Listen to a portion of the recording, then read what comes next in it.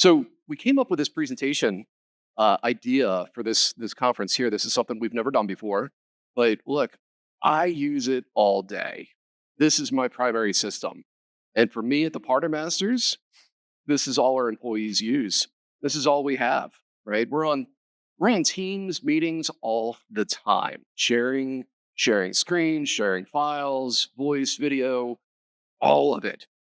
And guys, look, it's amazing. It's amazing how this stuff works. But it's also amazing, on the back end, how and why and how it's evolved and what's happened, right? And if you don't set things up the right way, what can happen? what goes sideways, right? How can you not have a good experience? We'll walk through some of that here too today. So talk about some sponsors, introductions for Scott and myself. What is Windows 365? We'll take a few minutes and we'll walk through that because I can't assume, and one out of the three of you in the room have used it, right? But so we couldn't assume you all knew what Windows 365 is. I'll talk to you about some success stories that we've had at the Partner Masters of using it for all of our employees.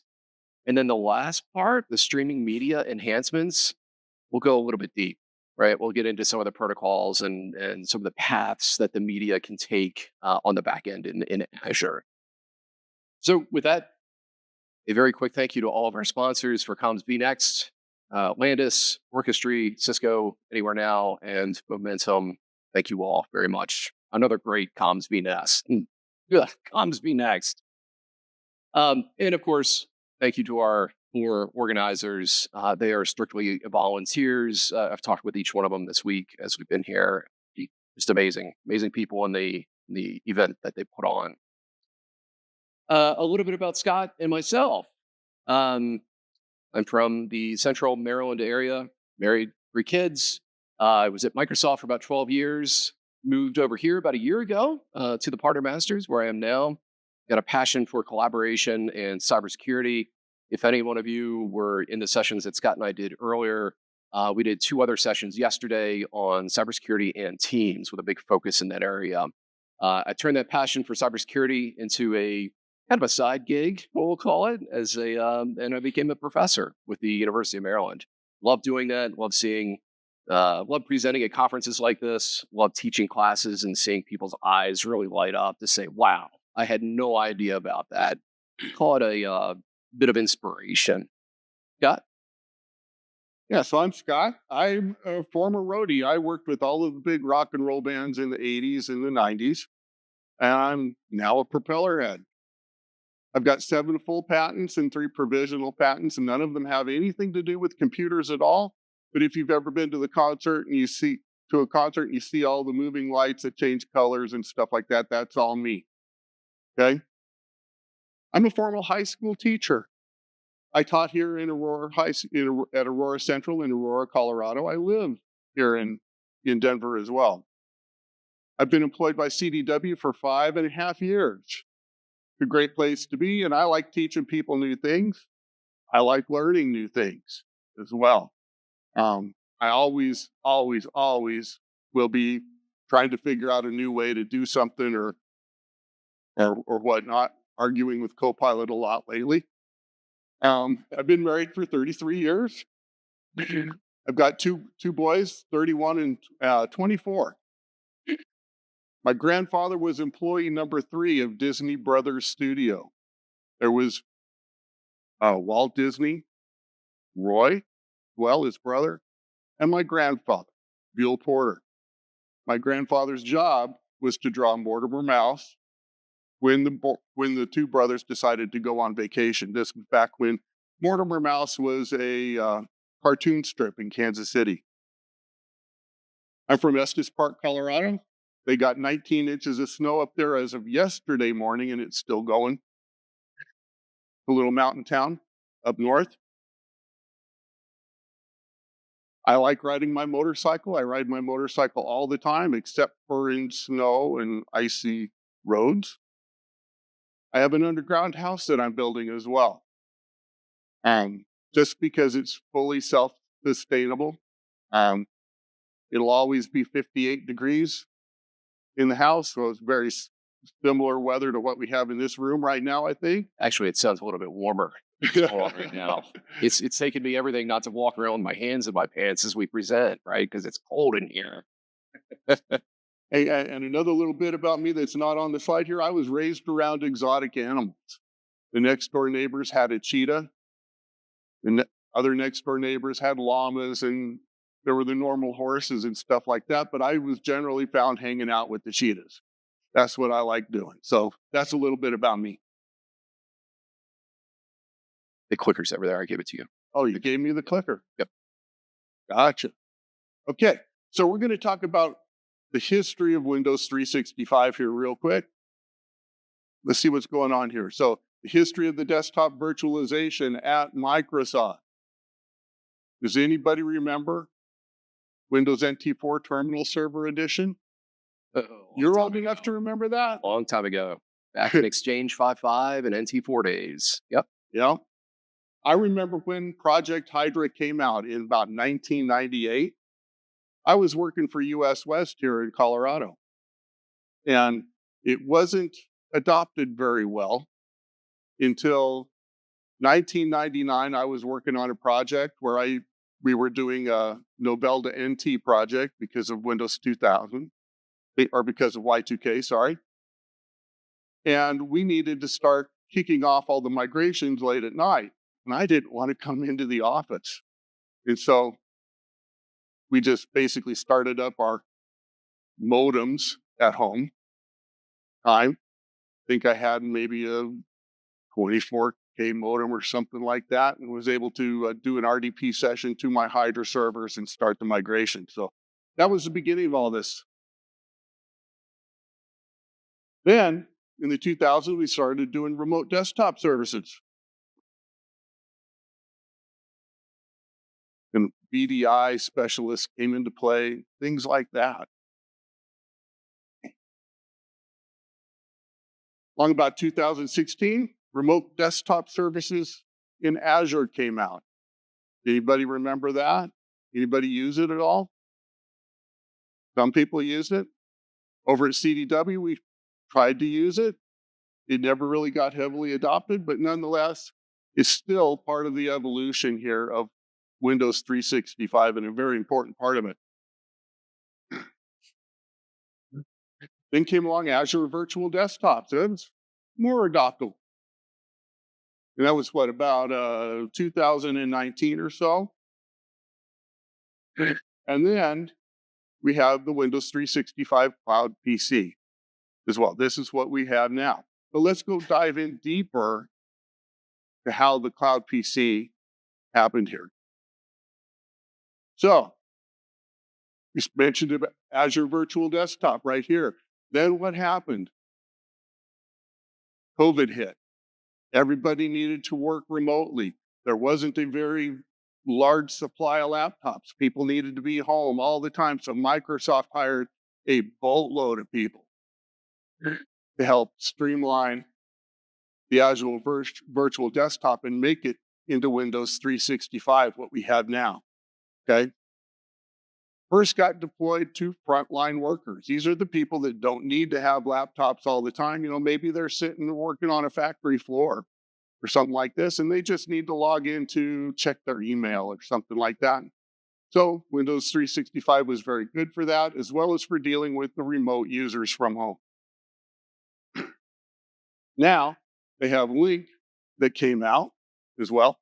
Kevin's going to get into that in a little while as well. And then we're going to discuss the new capabilities coming out as well.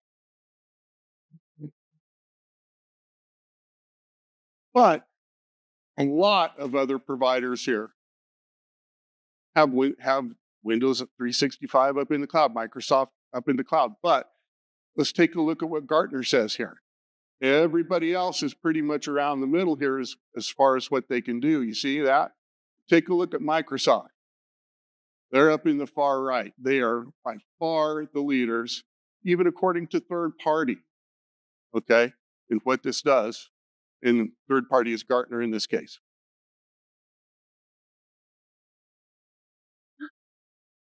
See all these front door locations here? Some of them look familiar, right? We've all seen where the Microsoft front doors are at. Let's take a look here. We need to have your Windows 365 platform based around these front door locations. Okay. For example, if you're up here in the northern part of South America, you're probably not going to have a very good Windows 365 experience, right? But here in Colorado, we're right here. This front door location's over here in Des Moines, Iowa. Okay, so you want to have your closest front door location. Same as if we were to be implementing Teams. We want to be able to go to the closest front door location to have the same uh, and good experience. Okay, please, Kevin, I think you're up next. Sure. You. So working in Windows 365, again, this is just a baseline on what is Windows 365. How do you access it? Right. So if you go to the Windows Store, if you're on Windows 11, Windows 10, you go to the Windows Store, you download the app, right?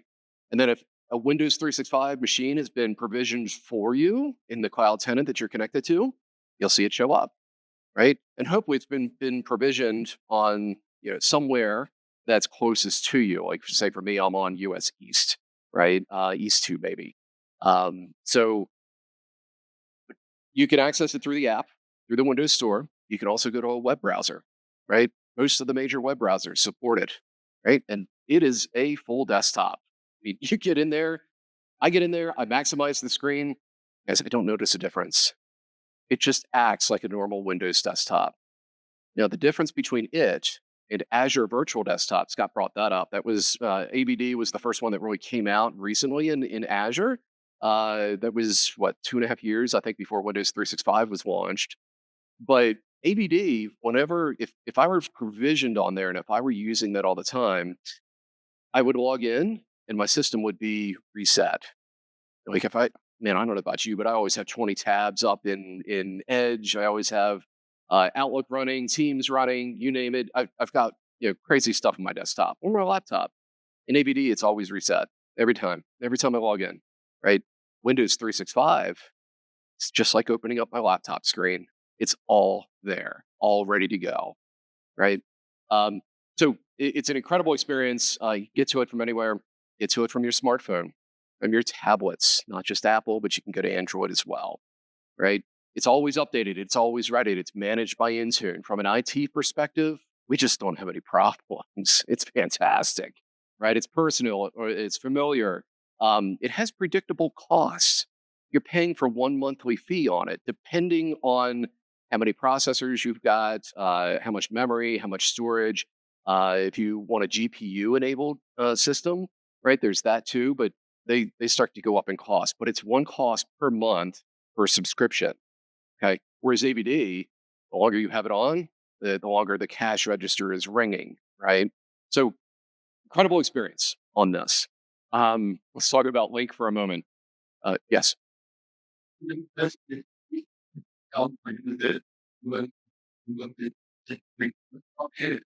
No, you have to control that. And say, for example, I'm in US East right now. So me being out here in Denver, it's a little slower to log in, right? But it still logs in. And you can change that around. Yep. Yep. Just like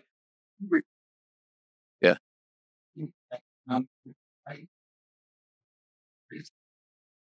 Yeah, what's interesting too is there's some really cool use cases out there. Say your systems, the majority of them are 4 years old wherever you are, wherever you work, right, or 5 years old. Um, instead of spending $1,000, $1,200, the price of memory, everything's going way up now, which is really I don't know if all of you have specced out a PC or a laptop recently, but the prices are hundreds of dollars more in many cases by going to Windows 365 on those older systems that may be a little bit slower for users, give them the Windows app, provision them on Windows 365 system. All the processing's in the cloud now, right? It's a great way to extend out the life of those systems if there's really nothing wrong with them. So Windows 365 Link, Link, not Lync. For those of you who have been around the Microsoft ecosystem for quite some time, there's Link 2010 and Link 2013. I used that quite a bit and deployed it quite a bit when I was at Microsoft. Uh, but here's the Link device. It's fanless. It's only about that big. Only about what, 5 by 5? Yeah. Dimensions are up there, about 5 by 5 by 1. Very, very small. I don't know about you, but when I had a system running at home, my home office, it would get hot by the afternoon. It'd get hot in the office because it's sitting there churning away at a Core i7 processor, right? Here, this is it's more or less a dumb terminal getting me into my cloud system, right? I can't do anything on that system. All the updates, everything about it is all controlled by Microsoft, right? And it's amazing. There is so much investment going into this right now and into Windows 365. In fact, most of the virtual and the VDI investment is going to Windows 365, which is a complete reversal from what it was just a couple of years ago when ABD was front and center. Okay. Hey, the ports on the back. Look, I've got two video ports. I run two monitors. Right, I got plenty of USB ports, USB A, USB C on there. Thing is incredible, right? And when I think about the power bills that I'm paying at home now, I love that because it's taking a lot less energy. So again, here's just a little bit more full video experience. This is more or less my setup at home. You can see the little Link device just for dimension purposes there against the keyboard. Amazing device. I think they retail for about $400. That's it. Yeah, it's fantastic. Um, but let me tell you about our experiences at the Partner Masters using this. And we have about 50, 55 employees, right, all over the country using these guys. And when I say all over the country, I mean all over the country. State is this. IQ. Big letters right there, too. You live right there. Okay, so you're familiar with this. All right. So you've got the peninsula, the Upper Peninsula. There's a name for it. I forget what it's called. Just Upper Peninsula. I thought there was an acronym or something. Anyway, we have one of our employees that lives right up here, almost in the middle, in her words, the middle of nowhere. They just got like 3 feet of snow, 2 feet of snow, just like 2 weeks ago. Even more than what we've got out here. And I'm like, snow, and it's 90 degrees over here where I am. We had a heat wave not long ago. But anyway, the satellites, the internet service, very very few choices up there, right? So she was getting her satellite, or I'm sorry, her internet service through a local university that had a satellite uplink, right, on a laptop. And this is before we really launched with Windows 365. Our experiences on Teams was awful. Just trying to get work done, trying to get on video calls, forget it. She could get on voice, might be a little spotty here and there. You got with voice, you're always going to have latency issues, right? But then we switched her over to a Windows 365 system. All of her problems went away. She was like, "This is amazing. It's like I just don't have any internet issues anymore. This is unreal." Right? It was a night and day difference for her. But now she's on Starlink. That's why I said the old connection was not Starlink at that point, but now she has Starlink and things are even better for her. A lot. Um, but just interesting story, great success story for us. Um, but when I think about our company, I had a few points here I wanted to make as well. Let me just read from my notes so I don't forget anything on it. Um, let's see. Yeah, we're on conference calls all day. A lot of us have like normal headsets, speakerphones, link qualified devices, lots of heavy loads on Microsoft Teams. No issues. Just it's been amazing. From an IT perspective, look, we've got Sentinel, Defender products. We're 100% Microsoft based. We all have E5, and all the Windows updates and so forth are all controlled by us. Now, when I talk about Windows updates, how many people have had systems in the past where Windows updates just won't apply? And you might have spent 2 hours trying to mess with it, trying to fix it. Something so just basic, and it just won't work. It's like, all right, at the end of this, I want 2 hours of my life back because I could have used that to do something different, right? Well, with the Link device or with any Windows 365 system, how do you fix it? How do we fix it today? We just re-provision it. Within 5 minutes, that user is back up and going. It's almost like, remember how I said when on Windows 365, it's like opening up my laptop device? It's all just there. To that person, it's like I just reset their computer. They just have to launch everything again. It's all in the cloud, right? But Windows updates work because it's a brand new system at that point. So for troubleshooting purposes, it saves us a lot of time in Windows 365. Um, yeah, the other thing would be like zero trust. We've got all that stuff set up. We don't have concerns about data leakage. We've got Purview and everything else. Just it's a fantastic environment. Again, 100% Microsoft on this. And one of the other things I mentioned earlier that we'll get into a lot deeper here in a few more slides, you must optimize Teams in VDI. And there's a couple of ways to do that to get that really good media experience through this. Scott, I think you're up. Yeah, you've got the multimedia connections. Yeah, go ahead. Please stop us with any questions. Yeah. Applications that you already had installed, reinstall them, or is using like OneDrive? But where would it be- when the speed rate where would it save user data? Oh, it's all in the cloud. Everything is in Azure. So we've got OneDrive, SharePoint, it's all out there. So that user, if they haven't saved, they're gonna lose some data, but a Word document, it's set to automatically save anyway. Yeah, great. Uh, yeah. We install the software. We control that. We control everything through Intune on the back end. Yep.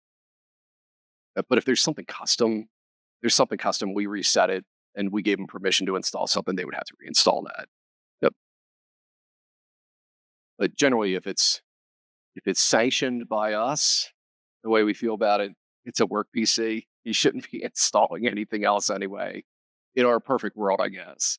Oh my gosh. What kind of eye chart is this, Scott? A lot more lines. Return with black, but a lot more lines. So there's two paths that you should configure in order to get this working and working optimally. Okay. The first one here is called Windows 365 short path. Basically, you want everything to be on UDP. Okay. And preferably, you want things to be using stun. Anybody here know what stun and turn is? Yeah. I mentioned link server from a long time ago. The on-premises link servers, the ice, stun, turn. Boy, that went deep back then. Yeah, Yeah, and it's still I around. wasn't around with Link, so I didn't know what stun and turn was. I argued with Copilot for hours trying to figure this out, and I said, "Explain to me, like I'm 2 years old, what stun and turn is." A Copilot came back and they said, "Well, if you're going to grandma's house, stun is you're taking this route, and turn means that you hired Uber to go another route." I'm like, that doesn't make sense to me because there's only point A and point B. I'm not making a right turn on Alameda and going down to grandma's house. I'm going straight down Colorado Boulevard to grandma's house. That's the way I think. So I sat and I argued and argued and argued with Copilot about this. And then finally I came to the realization stun is taking the Lamborghini to grandma's house. It's the transport protocol. Turn is taking my station wagon to grandma's house. You see, I finally got it figured it out. No thanks to Copilot. Um, anyway, so there's short path. And ultimately, you want this path here. And in this case with short path, it is determined before you transmit any of the data over. Whether are you going with this path here with stun, or are you going to use turn? It's determined before. But then there's this other way, and this way is really cool. There's what they call multipath. Now, you have to have short path configured in order for multipath to work. But what does multipath really do? Multipath still uses stun and turn, but it also has a default You come back here with regular TCP, and it can change its mind as to which transport to use while the traffic is being broadcast right now. So it's something that can start on stun, and maybe stun's not working, and then it'll automatically go to turn for you. Okay. Or yeah, yeah, that's the fallback, and hopefully you can always stay on a UDP connection, right?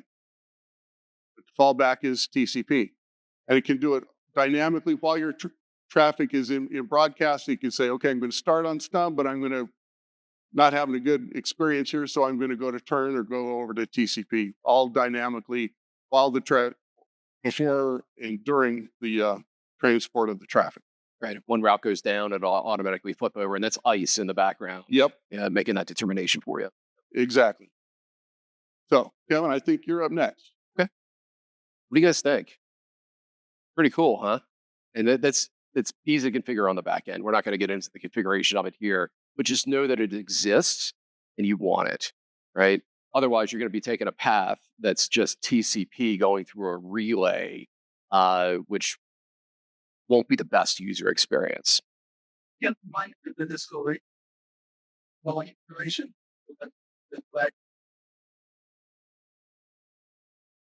the thin client to Microsoft Teams, low quality with that like Right. You can see the back end information and logging to determine, hey, what's going on the back end. And I can tell you, this has gotten a lot better, even just over the past year. When I think about the Windows 365 connection, right, and I think about some of the early experiences we had, and we had to go check in some of those logs, like, hey, I was in my session and all of a sudden it just paused and it said trying to reconnect. Well, my internet's still up and in my home office. What's going on? Right. And then we go into the logs and we figure out what was happening. Right. And come to find out, I did lose connection just for a moment.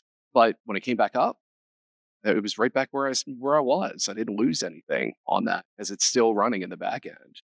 But yeah, there's some very rich logging back there.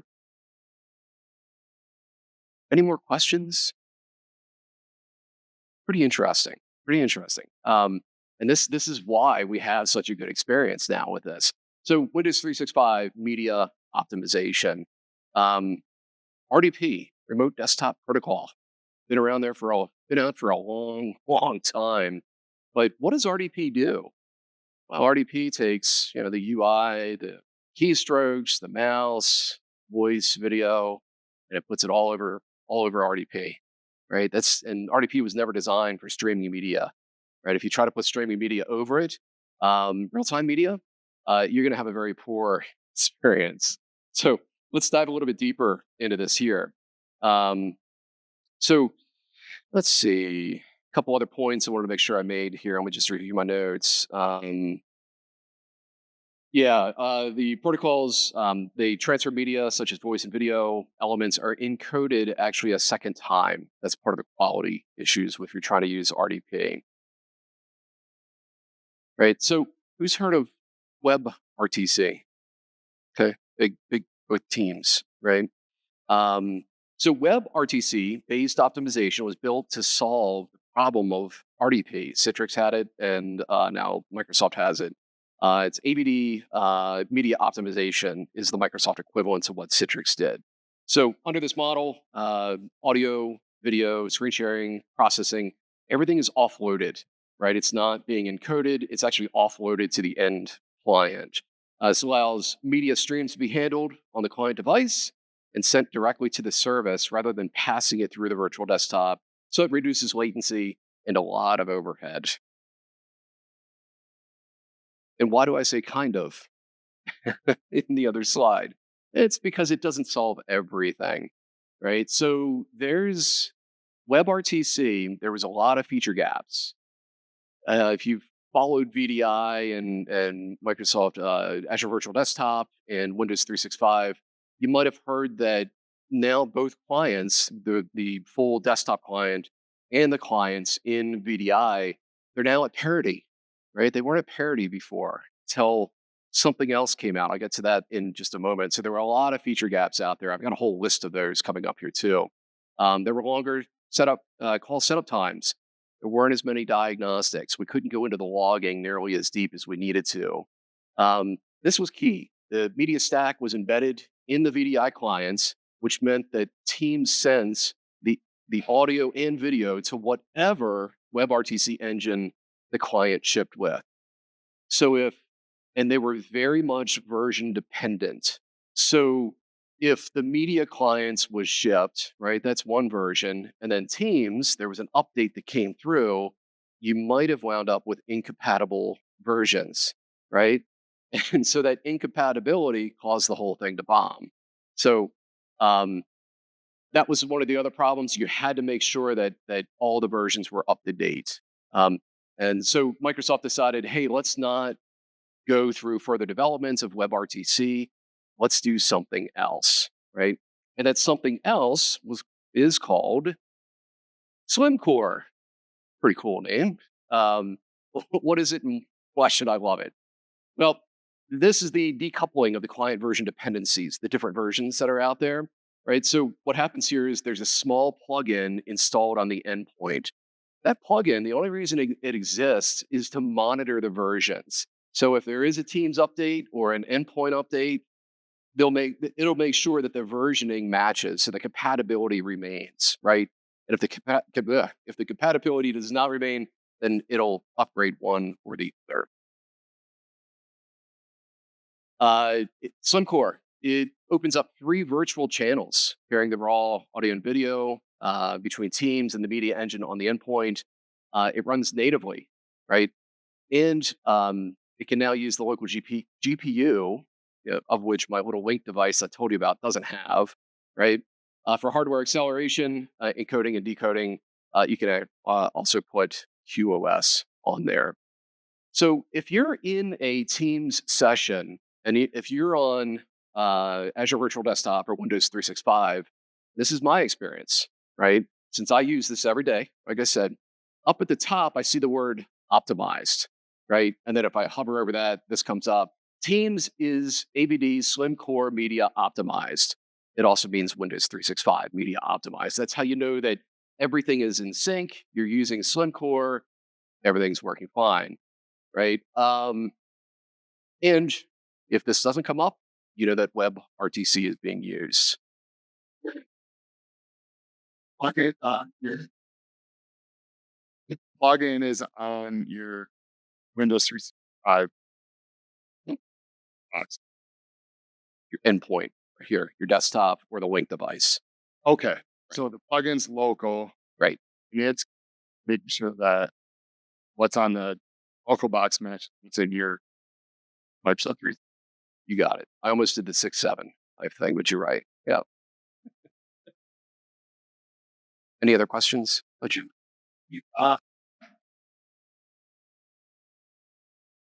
yes, for this. Yep. Is it not going forward? There we go. I mentioned before that WebRTC had some compatibility gaps, right? There just wasn't more development out there. Or Microsoft would have spent a lot more time trying to develop the features out of WebRTC, so they went in a different direction and developed SlimCore.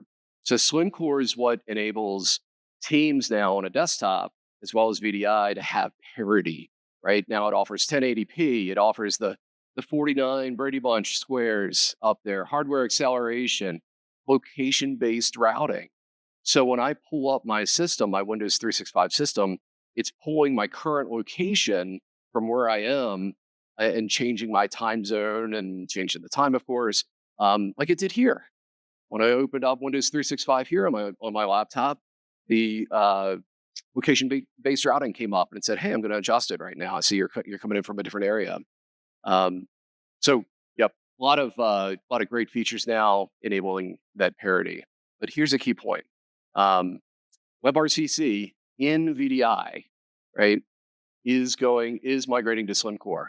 The end of support on this is October of this year, right? Again, it only impacts ABD, Windows 365, and Citrix. Mac OS, Linux, mobile, HTML5, and Chrome OS are not impacted by this. Eventually, I bet they will be. But then you've got an end of availability come April of next year, where WebRTC will not no longer work, right? So next steps, hey, you've learned about short path, multi-path, right? And what you have to, why it matters, um, why you have to go in and enable that. Like I said, it's pretty simple to do. Microsoft's got some really good actually documentation on that on the back end. And if you've or anyone in your environment has experienced past issues with VDI, either in media and Teams, either on Azure Virtual Desktop or Windows 365 in the past, know that now, hey, there's Slim Core out there, there's Short Path, there's Multipath. You might have had a bad experience for a very good reason. You didn't know about this stuff, right? So go back and check that out. And then also make sure you start the migration from WebRTC to Slim Core. I think before the end of life for WebRTC, I remember reading about this, about 2 months before the end of life, all users will start to get a pop-up to say, hey, you've got to start migrating. And so people will start asking why if you're not proactive on that. Enlightening? Inspiring? Yeah. Yeah. Like I said, I use it every day. That's where this idea for this presentation came from. I always wondered, how could I be in a virtual desktop all day, every day? I work a lot of long days, right? I love what I do. But how can it work so well? What's the reason behind that? And the more we started to dig into it, the more it was like, wow, how many other people out there don't know about this? Yeah, that, well, first they were not in optimized mode. Then they got to the optimized condition. But that was the older way. I bet. Yeah, yeah, definitely check it out. The other point I'll bring up too, I talked a little bit about the differences between AVD and Windows 365 from the user experience. Has anyone ever tried to configure Azure Virtual Desktop in Azure? Man, it's a science experiment. It really is. I tried to take the exam on it, figuring, okay, well, it was at Ignite this past year. I've been taking exams for 20 plus years, right? I don't normally not pass. Well, I didn't pass this one because it's so difficult. But when I think about why, and this is part of the story about why when the whole point of Windows 365 coming to light was because AVD pretty difficult, not only to set up, to design, but to manage as well. And then you got all the costing and so forth behind that. Windows 365, it was designed with one word in mind, and that was simplicity. And that's direct from the program manager from Microsoft at Ignite, who gave a presentation about the history of that. That's where we got a couple of these slides from. The distinct world. With ABD as well. Yep. Works with Hey, Kevin, here's a scenario. If you're using the Link client and you're going to your Windows 365 machine up there in the cloud, but you're at a client's environment and they also insist on you using their Windows 365 as well. How will that work? You know? a window within a window, Do- session within a session. Yeah, I do that. I do that for one of the customer contracts that I work on. I will open up my Windows 365 environment from my Link device, and then from there, from there I log in, and that goes into an AVD environment at this customer site. They're not using Windows 365 yet, but maybe one day. But yeah, but my own, and it works great. But the problem is now I've got two of the little drop down windows, and I have to put them side by side, or else I'll get confused on which one I'm in. But yeah, they work. Okay, cool. Any other questions? Hopefully, I've inspired, and Scott and I have inspired all of you to go back and check out Windows 365. But always to remember short path, multipath, and Swim Core. Okay. All right. Well, thank you all very much. Stay warm. My hands are freezing up here right now. Have a good day, everybody. Appreciate it.